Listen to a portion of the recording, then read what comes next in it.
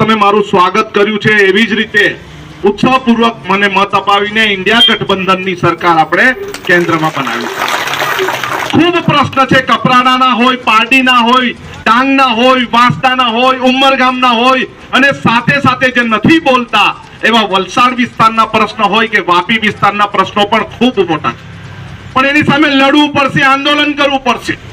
પાર Tapi Narmada river link પ્રોજેક્ટની શરૂઆત કરી અને ત્યારે જ અમે આંદોલનના મંડાણ કર્યા ત્યારે ઘણી ધમકીઓ મળતી હતી અમને અને એમ કીધેલું હતું અમને કે તમે વાંસદાના ધારાસભ્ય છો, તમે અહીં ધરમપુરમાં પગ મૂકીને જુઓ, તમને અમે ઘૂસવા દેશું નહીં।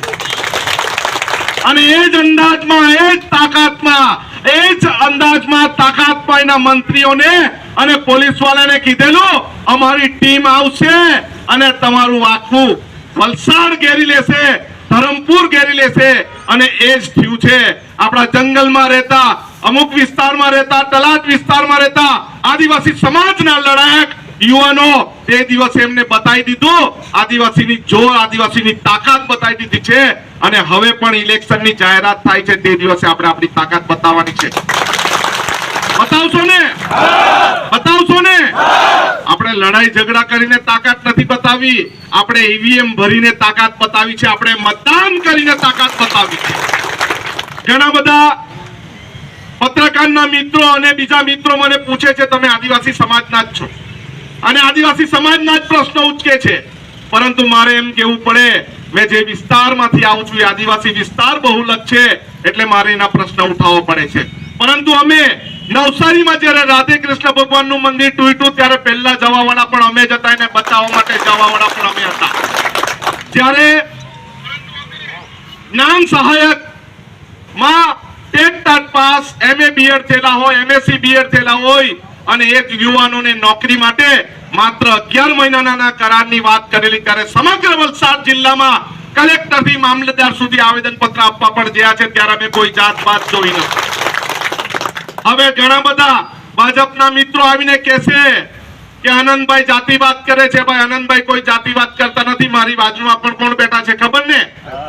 ઓબીસી સમાજના આગેવાન છે ને કોંગ્રેસના આગેવાન છે। આપણે જાતિવાદ ભૂલીને આપણી સમસ્યાઓને યાદ કરીને આપણે મતદાન કરવાનું છે। જ્યારે કપરાડા અમે પાર તાપી નર્મદા રિવર લિંક પ્રોજેક્ટની જયેન્દ્રભાઈ હાથે શરૂઆત કરી ત્યારે અમે કપરાડાના રસ્તા જોઈને અમને દુઃખ થતું હતું કે એનો એક આગેવાન, એનો ચૂંટાયેલો કોઈ આગેવાન પણ એમ નથી કહેતો કે કપરાડાનો રસ્તો બનાવો છે। કોઈ બોલ્યું? કોઈ બોલવા તૈયાર નથી, કેમ કે એ માત્ર ને માત્ર આંગળી ઊંચી કરવા વાળા ધારાસભ્ય અને મંત્રીઓ છે, લડવા વાળા ધારાસભ્ય અને મંત્રીઓ નથી।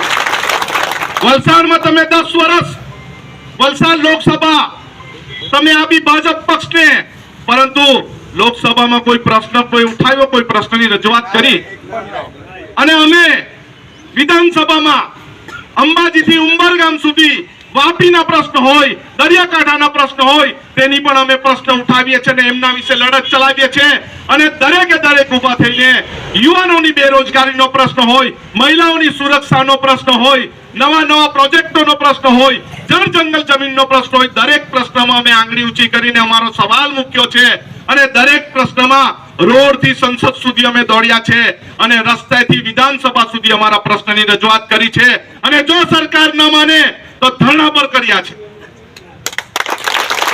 સામેવાળા ઉમેદવાર કહેતા હતા કે આનંદભાઈને ધરણા બહુ આવડે। ભાઈ અમે વિપક્ષમાં બેહેલા છે, સરકાર જો કામ નહીં કરે તમારે ધરણા પણ કરવા પડે, એની કાન આંબળવા પડે, કારણ કે અત્યારની સરકાર ગુજરાતની હોય કે કેન્દ્રની હોય બેરી મૂંગી સરકાર છે ને આપણને ગરીબ સમજીને, આપણને ગરીબ કલ્યાણ મેળા કરીને, મફત અનાજ આપીને, પૈસા આપીને આપણા વોટ લેવાની કોશિશ કરે છે, પરંતુ આપણે એમાં પરમાવું નથી। આ વખતે એક જ સૂત્ર, આપણે લડેંગે, લડેંગે। અત્યાર સુધીની તમામ લડતમાં સરકારને ઘૂંટણીએ પાડી છે અને આ પણ આપણી સાર્વત્રિક લડત છે। ઇન્ડિયા ગઠબંધનનો આભાર માનવાનો છે કે આપણું નામ વહેલું સૂચિત કરીને આપણને જે તક આપી છે એ તકનો ભરપૂર ફાયદો ઉઠાવવાનો છે। સૌએ મને ખૂબ પ્રેમથી સ્વાગત કર્યું, સૌનો આભાર। જય જોહાર, જય આદિવાસી।